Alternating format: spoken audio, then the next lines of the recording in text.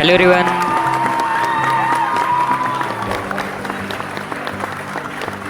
माझे नाव यशदीप राजपूत. आज मी तुमच्यासमोर एक स्वरचित कविता सादर करतो. ते कवितेचे शीर्षक आहे एक अनोळखी नातं.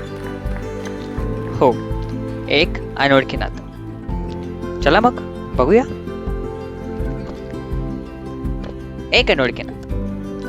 आयुष्यात भेटतात खूप व्यक्ती. असतात ते अनोळखी. अनोळखी बोलता बोलता मनाशी ते जुळून जातात. पण त्यापैकी क्वचितच आठवणीत राहून जातात. पण का ते गेल्यावर मन अशांत होऊन जाते. माहिती असतं आपल्याला 4 दिवसानंतर भेट होणार नाही, पण त्यांची लागलेली गोडी मनात साठून जाते. अनोळखी व्यक्तीसोबत घेतलेली चहाची चुस्की, सुखदुःखाच्या गोष्टी, असं वाटते की ते ऋणाबंधूंचे नातं असावं.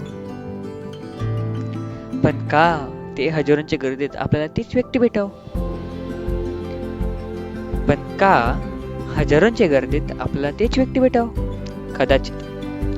कदाचित मागच्या जन्माचं काही नातं असावं. Thank you so much. Thanks for watching. Thanks for listening this way.